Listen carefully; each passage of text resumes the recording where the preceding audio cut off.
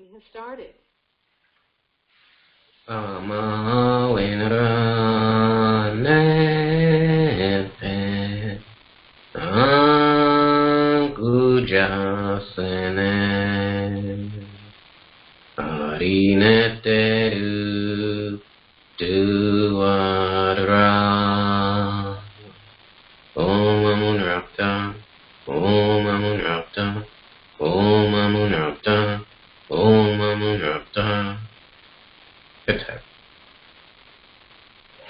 Okay, Uja, greetings everyone, and welcome to our continuing Saturday discourses into the ancient Egyptian mystery system.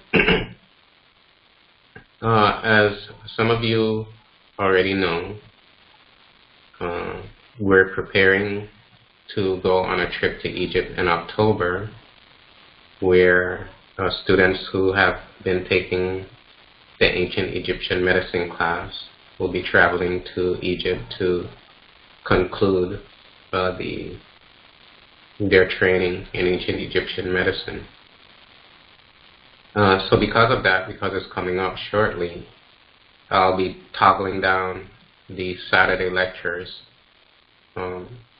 Some may go 30 minutes, some may go 45 minutes, to give room to prepare. Because there are two other intensive courses that are going on. That's the Friday night Duat class, which you're not which if you're not in that class right now, you can still join. I know last week I said I was going to send out an email, and I intend to do so, perhaps do it today. But at some point we're going to have to close the class indefinitely because of the direction of where it's going. It's getting deeper into the text, and it won't make sense to join later on. You could, but all of the previous lectures will have to be listened to and so forth. And we're almost concluded with the Eucharist class on Sunday evenings, and we'll do after that we'll do another intensive course, not hieroglyphic intensive, but intensive as far as the philosophy. So we'll follow that with that. So because all these intensive classes are going on and the trip is coming up, we need to make room to prepare for the trip. So we're going to start slowing down on the Saturday classes. I may not stop them altogether, because I know people enjoy coming to the Saturday class after devotion and so forth. So all of those classes are ongoing, and depends upon what's going to happen with the hurricane season that's coming up, starting in June. We'll see where we are and what we have to do, what adjustments need to be made. Some may be as drastic as moving off the island, maybe something like that, or we'll see how things turn out to continue disseminating the teachings. And because the state of the world, the way it is right now, I'm trying to give the teachings with a sense of urgency and trying to push it, because we don't have much time as a human civilization because of what we're doing to the environment.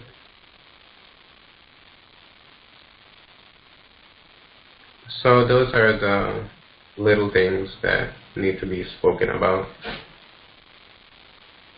Today, we'll have a discussion on Ari, on karma. It's one of the fundamental and central issues to ancient Egyptian religion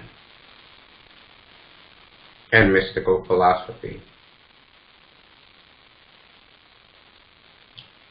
Some people don't like to say that what we practice is a religion, but we don't shy away from the term.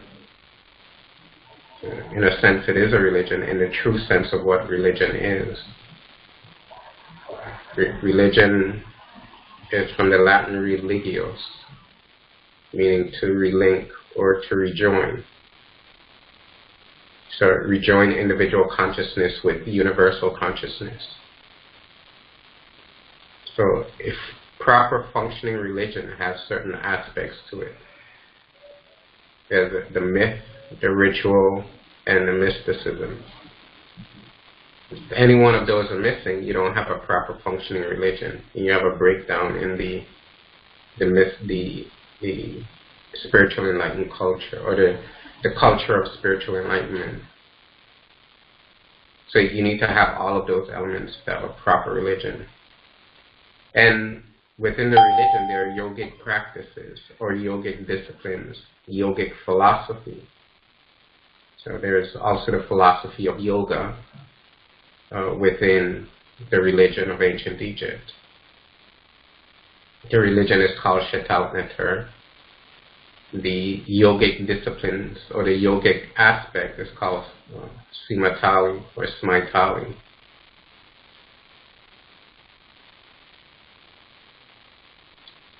Incorporated within these two, the religious side and the yogic side, which becomes so interfused that there's hardly a demarcation point where you can refer to one or the other.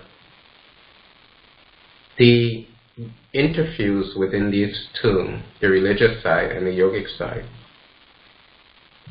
is the philosophy of karma or Ari and how that works. This philosophy, if understood properly, explains the human predicament, explains your experiences as a human being, explains your ups and downs, your pains and sufferings, your joys, your pleasures, your sadness. So think about how it is for a human being that has not or does not inculcate themselves into this philosophy of Ari, of karma, how life must be. They think that life, everything is by chance, and a person kills somebody, so they need to be executed because they're an evil person. So you have like a throwaway society. You put people in jail indefinitely. In ancient Egypt, people weren't put in jail for life and indefinitely and things like that. You commit a crime, you have to go through a rehabilitative process. You were rehabilitated. So you were taught how your ignorance led to your unrighteous act and how to rectify it. And once you rectify it and you have rehabilitated yourself, you can go back into society. They don't keep you locked up for years and years and years and years.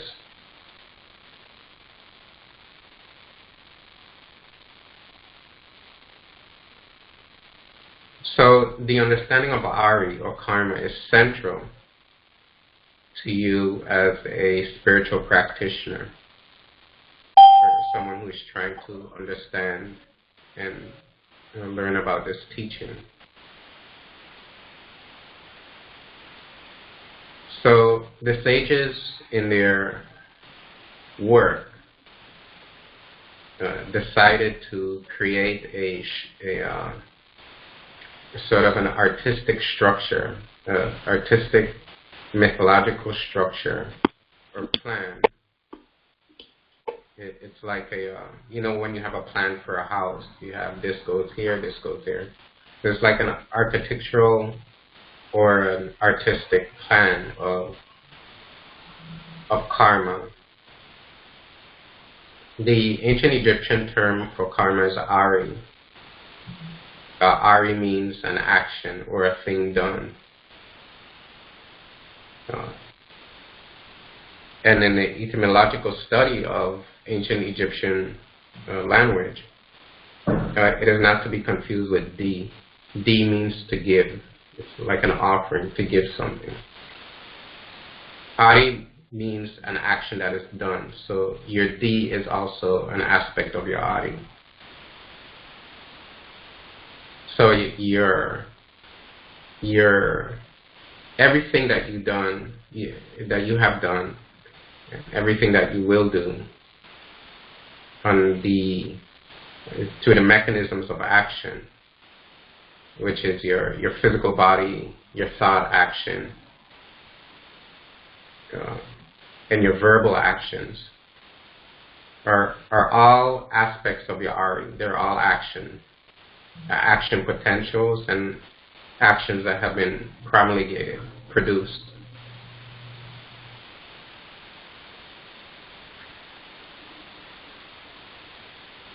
So everything that you've done is part of your Ari. You put all of those together over your lifetimes that you've been existing. You have what is referred to as Ariyu. Ariyu means the sum total of all karmic acts. So if you add up all of your Ari together, all of your actions, you have what is referred to as Ariyu. And this is stored in the unconscious mind. In these, what I mean stored in the unconscious mind, the imprints of these are stored in the unconscious mind. Like if you perform an act, there's a feeling behind it, and a thought behind it, and the residues, and the energies that are associated with those feelings and thoughts are stored in the unconscious. And then the unconscious, then those residues compel future actions. Most people are acting because of the Ariyu that's stored up in their unconscious. In other words, their unconscious is compelling their life. They're not really making conscious choices, although it may appear that they are. But the conscious choice is being fueled by the unconscious desire, or the unconscious impetus from the Ari.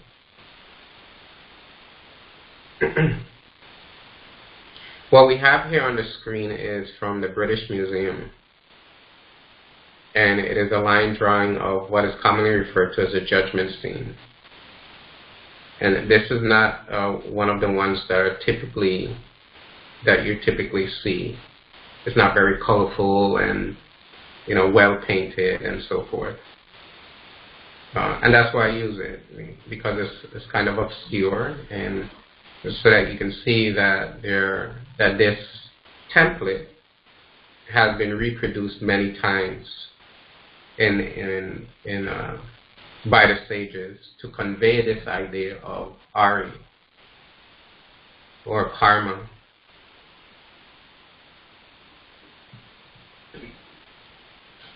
Here on the platform to your left, you have 3 divinities. You have a star sitting on the throne of rulership, and he wears a special crown with the bull horns. This morning, these are the same horns with the sun disk that Sebek wears, if you were in class this morning,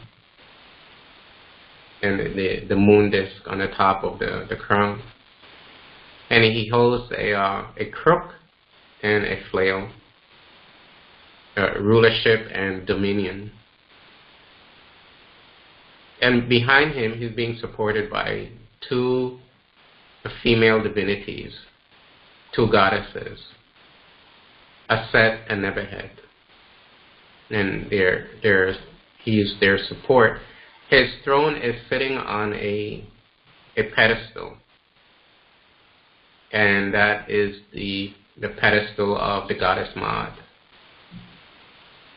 So although you don't see Ma'at in her form in this, let's say from this line down back, you don't see Ma'at. Her presence is there through the pedestal that the God sits on, the deity sits on. For those of you taking the Amdua class, this form of Asar should be very interesting to you. You see, Asar, remember we went through this last evening. Asar, Kenti, and here we have him as Kenti, Amentet. Asar, Kenti, Amentet. So it's the same Asar, Kenti, Amentet in the Amdua text is appearing here. In front of Asar is the, so psychomythologically, Asar represents the soul. And here the soul has been redeemed and is sitting on the throne of Aset, which stands on the pedestal of Ma'at. In front of Asar, on a lower level, is the female initiate all the way to the right. That's one of the reasons why I like this one as well. Because you see the judgment scene with a female initiate, which most of the ones that are commonly used are with the male initiates. So doing this to show that these teachings are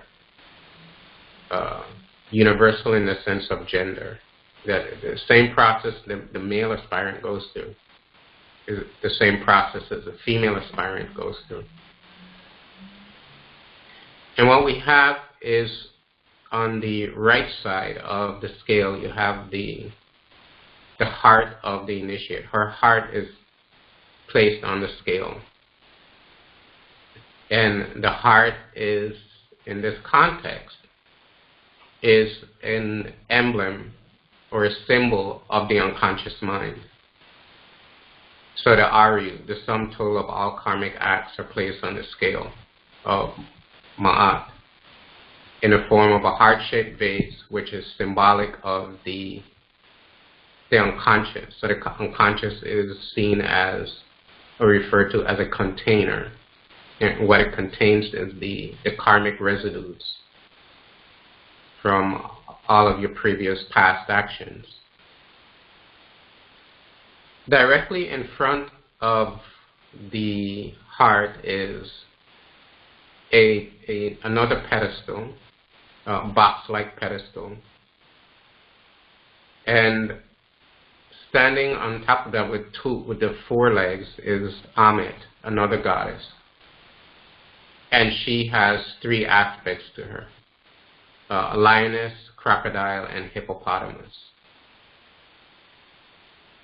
And what Ammit represents she represents the hellish psychological conditions that a human being experiences due to unrighteousness. So bad dreams, nightmares, feelings of anxiety and despair, misfortune. And that is represented by Ammit. Directly in front of Ammit, and on the same box, is the deity Anpu. The Greeks call him Anubis. And Anpu he's the worker of the scale. So he represents the discriminative reasoning capacity of the human mind, meaning the capacity to distinguish reality from non-reality, mortality from immortality, truth from untruth. So that capacity works the scales because it's a discernment. And so the function of this is not swayed by any outside influence. It is a psychological process of the mind that is developed over time with regards to the process of spiritual enlightenment. When you can discern truth, when you can discern nectar, and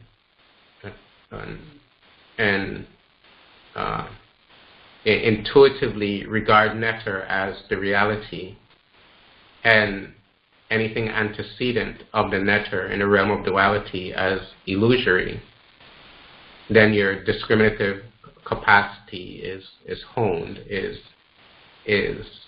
sharp, has been awakened. Behind Anpu, on the other side of the scale, rests in her crouch form the goddess Ma'at. And in this form she is blind. And what that means is that there are no psychological processes or any metaphysical processes that can sway her judgment, that can alter the righteous judgment or the righteous conclusion of the heart that is placed on the scale. Directly, so she represents truth and righteousness. So truth and righteousness is being weighed against the unconscious mind of the initiate. Standing directly in front of Ma'at is the deity that you should be well familiar with now, who has the head of an ibis bird and the body of a human being, is the deity Jehuti, whom the Greeks call Hermes. Hermes Trismegistus, Hermes the 3 times great. And he has a pen and a writing palette. He is the deity of the Medu Neter. He took Kepada's philosophy, mystical philosophy, and created the Medu Neter. He wrote that philosophy down. In this context, he is recording the outcome of the judgment. And Jehuti represents the intellect. So you have intellect, and you have discernment, and you have unconscious mind. So you have elements of the mind at this event that is taking place. This event not only takes place at the time of your demise. That's when it's more intensely felt, because of certain processes that take place. But it also occurs in your day-to-day life. So the intellect is tied into your fortune and your destiny. So if your intellect is awakened, if you're and it's not the intellect of intellectualism or intellectuals. Like, I like to watch YouTube movies and hear intellectual people speak on certain topics. This is not that kind of intellect. This is the higher intellect, the intellect of knowledge of self. And the quality of your intellect determines your future circumstance. And for that reason, at the judgment scene, his hands, Jehuti's hands, are actually Shai and Renanin, the deities of fortune and destiny. So the fortune and the destiny of a human being is tied into your intellect. If your heart is heavy with guilt, unrighteousness, untruth, remorse, degradation, you've lived a life as a degraded human being. What happens is that it becomes heavy. It's not light and expansive. So it weighs down the scale. So if the heart is heavier than Ma'at, the feather of Ma'at, and you know how light a feather is, what happens is that you experience the hellish conditions. And for day-to-day life, you can experience this as nightmares. You can experience this as people, as troubles at work, in relationships, the arguing, the fighting, all of those are hellish conditions, the irritability. In this context, at the end of life, it relates to your experience that you will suffer in the judgment, in the intermediary state between death and rebirth. And so and there's a poignant ancient Egyptian myth that talks about this idea of the intermediary state and the outcome of the unrighteous soul.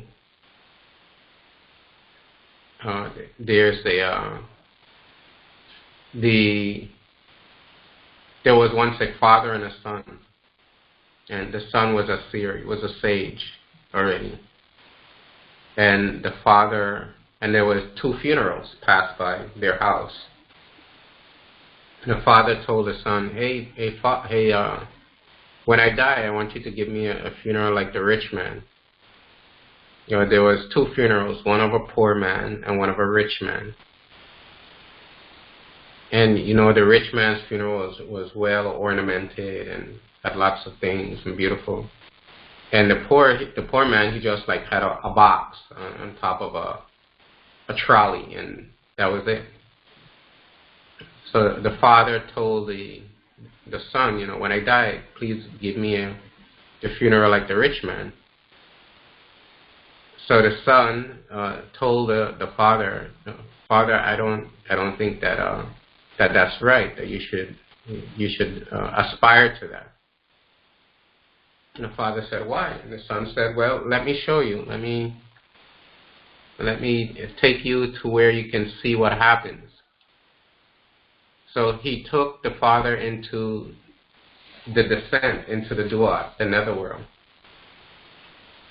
And he showed the father the outcome of the life of the rich man. With the rich man, because he was greedy and hoarded and didn't care about other people and didn't live a life of truth, he was suffering. He saw all his sufferings, things being poked into his eye and so forth, and having a door constantly slam on him, hinges, can't climb out of the depth of the unconscious, the suffering. And then he took the father over to where the poor man was, and he was poor, but he was righteous, truthful, lived the path, and he saw the glory of the poor man, the poor man in his ascension into higher spiritual domain and beyond. And so the father was taken by that. And so if your heart is heavy, you meet with the Amit, you meet with in the intermediary state, you meet with the hellish suffering conditions in the netherworld. If there's an equalization, meaning if the heart is just as light as the feather of Ma'at, then the scale become balanced.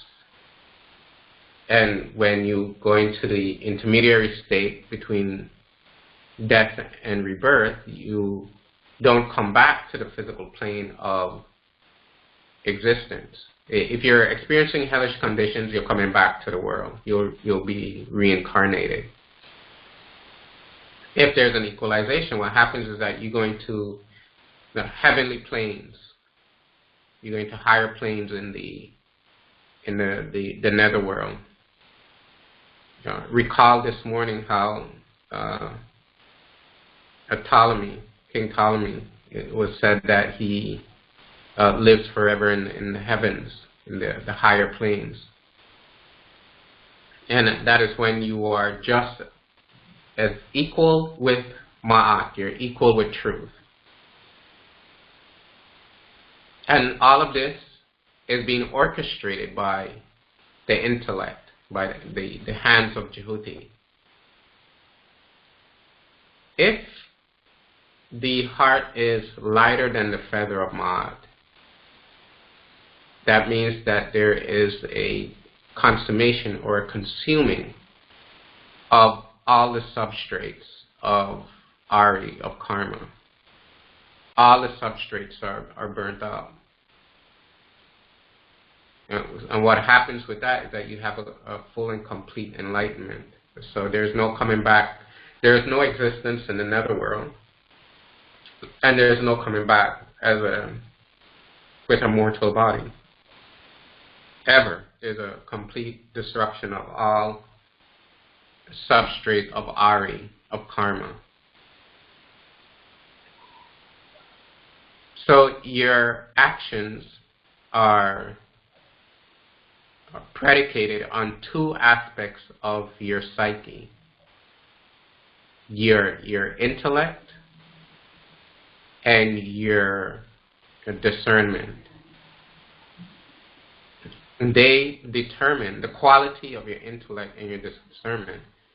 Determine the quality of your actions. The quality of your actions then determine the quality of your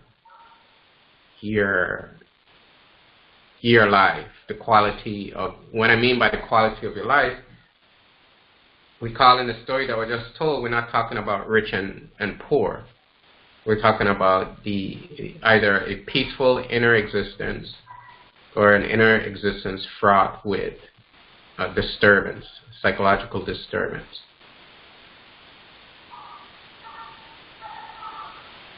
And so it's like a feedback loop. Your intellect and your discernment determines your actions. Your actions determine your fortune and your destiny, which is determined by your intellect and your discernment. So it's like a positive feedback loop that is occurring. And so all psychological pressures are related to this system, are related to this process that is going on within you. If your heart is lighter than the feather of Ma'at, what happens is that you sit on this throne as Asar Kentiamente. Asar, the president of the netherworld.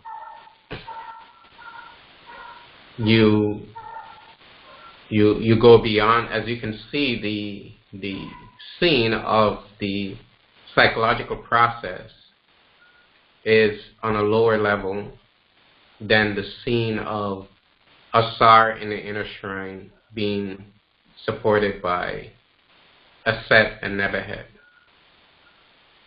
And what's going on here is that Aset represents immortality, and Nebuchadnezzar represents duality, mortality. So what happens is that the soul has discovered the secret of mortality and immortality. And that is determined by the quality of your intellect and your discernment. And when that occurs, you sit on a throne as Asar, the president of the netherworld. But you rule from on high. You rule from a higher place. In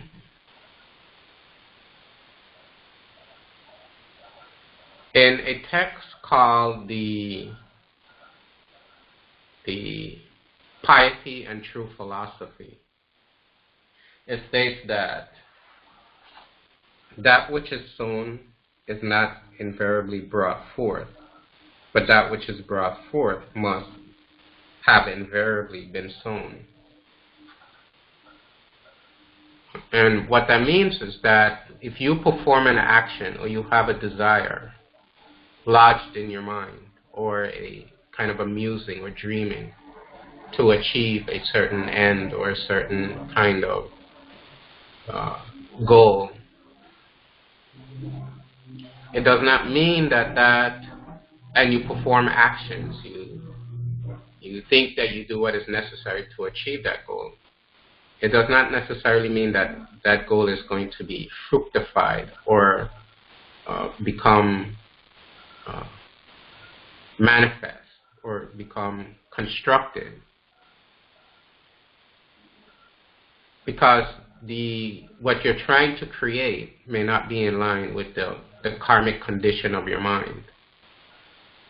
So that which you sow will not invariably be brought forth. It will be sort of like a wasted energy. But that which is brought forth has been invariably sown, meaning that which materializes in your life, whatever experience that you are having, whatever condition that you're experiencing, was invariably sown by your previous past actions. So your previous past actions is what creates your present condition. However, your present tense, if there is such a thing, there's no real thing as the present. If the past is an illusion, and you know it is, because can you go back to your past and do anything? The future is just as illusory. It is just a figment of your imagination. Then what does that say about the present? The present is just as illusory. So from those higher mystical terms, nothing within time is real. However, your present illusory actions can have a profound effect on your future condition, your future illusory condition, or your future development on a path of enlightenment.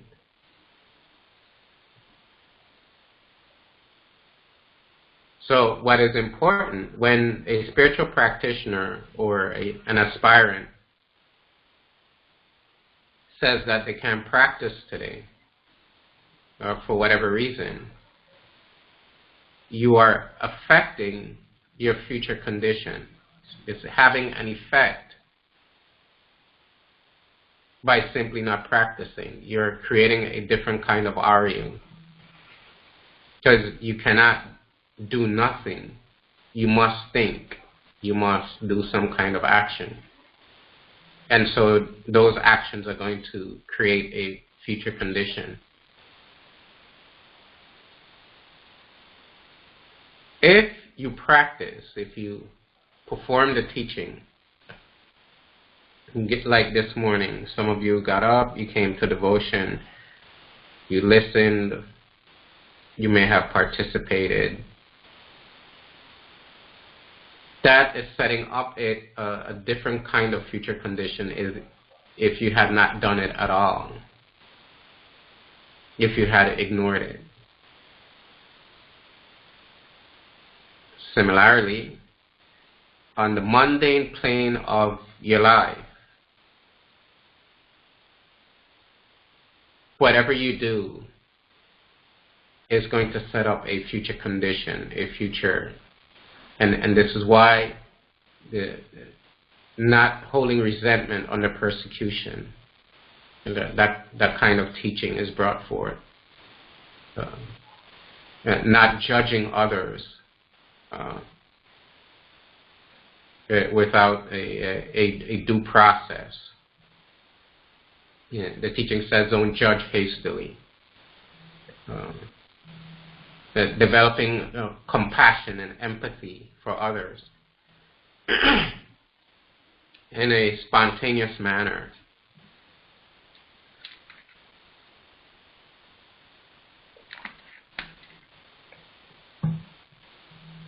that is to occur automatically. They develop the capacity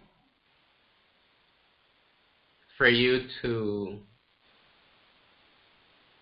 conjuring those elements helps you to develop the capacity to develop a divine personality.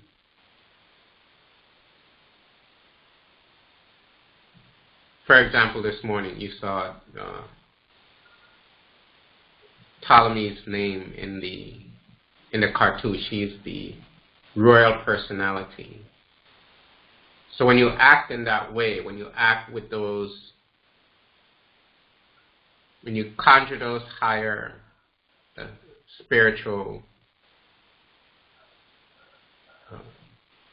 actions, it goes into your bank, which is your unconscious mind, which helps to develop your personality to be transformed into a divine royal personality.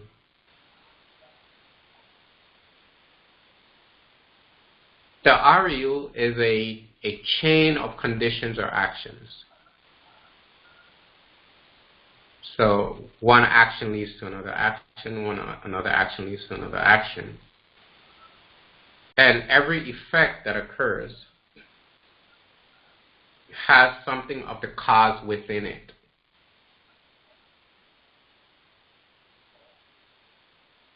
That is the mystery of Ari, is that the effect is not a solitary event.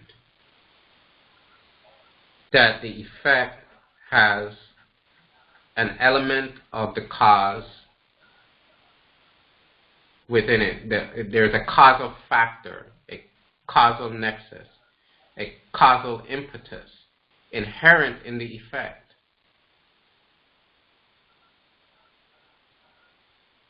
And thus, if your action is of a high quality, then you have a high quality causative factor that has been generated, which will start the train moving forward towards a higher spiritual condition. If the personality remains wayward, and people who don't, they're not bad people, and from that sense, they're wayward. They want to live a normal life like normal people. They don't want to think about the teachings, concentrate. No, they don't want that. They're not ready for that yet, which I've heard many times. And I'm not ready for that yet. They don't know what they're saying when they're saying that. What they're saying that is that they want to continue to create causative factors that produces pain and suffering. That is essentially what is being said. There's a seek for pleasure and comfort, but if that pleasure and comfort always leads to a state or condition of suffering.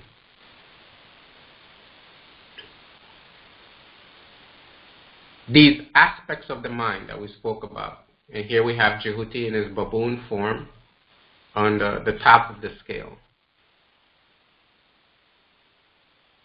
So these processes represent life lessons of there's an aspect of your psyche that is teaching you. These processes of the intellect, which Shai and Renant, Anpu, Amit, these processes occur automatically. For example, let's say you're walking down the street. You don't really think about breathing. It's automatic. You simply breathe. You're not even thinking about it. You're just breathing. When you're sitting watching a movie and you're really into it, you're not thinking, oh, I'm breathing right now. It's just happening. Similarly, when these processes are occurring and operating in the mind, it's automatic. And that's why you have to put into this mechanism higher spiritual actions. And then let the mind work on it. Let the operation take place. So instead of saying, oh, I want enlightenment, I want enlightenment, I want enlightenment, and something happens, oh, I want enlightenment now, you're hankering after it. Don't do that. Don't be that way. Practice the discipline and the teaching, and let the process operate.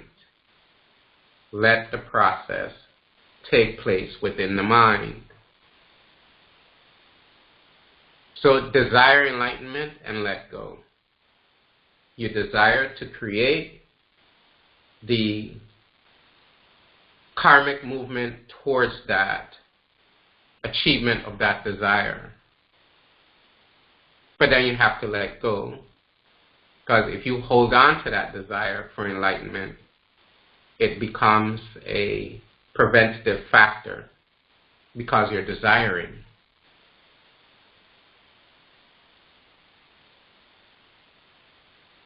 So you have to let go of all desire, even your desire for enlightenment. But to start the process moving in that direction, desire, let go of that desire. Desire, let go of that desire.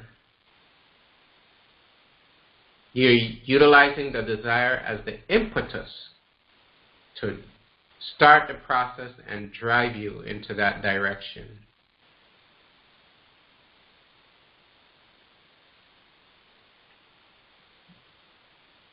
As opposed to desiring a car, the newest car that comes out. Desiring it, you're desiring it, you're desiring it. And eventually you get the car, it starts to break down on you after a few years, you don't like it anymore, it comes out of style. The neighbor has the latest one that you bought 3 years ago, so you feel bad, you want to causes issues. In your pursuit of enlightenment, desire and let go.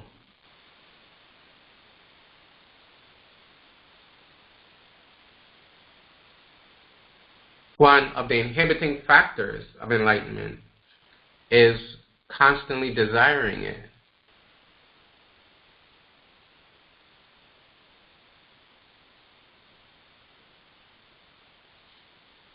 You must work for it. And let your actions, those higher spiritual actions, meditation, devotion, righteous action, wisdom, perform those actions and let your intellect operate on it to produce your future fortune and destiny. The key is the action and not the desire. Yes, you must desire it, but you must be artful in that desire and not hold on to it.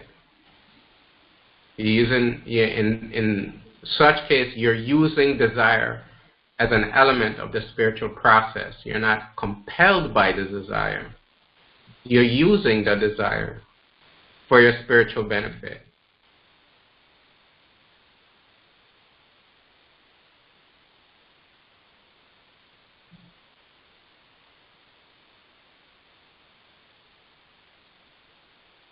Okay, so I think that's enough for today.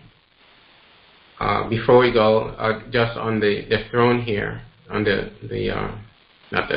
throne that Osiris sits on, the crown, you see a set and Nebuchadnezzar here again. These plumes represent a set and Nebuchadnezzar.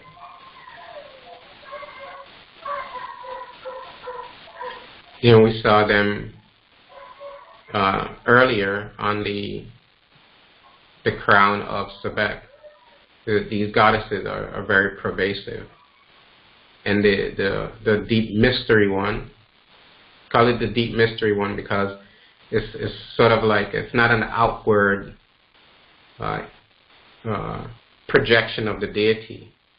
It's more of an underlying facet or process of the goddess is Ma'at. So you see her here as a pedestal. You see her here in her crouch blind form. And so she's one of the most pervasive divinities, but not through her classical form, through elements that symbolizes the various components of the higher truth. Okay? Are there any questions?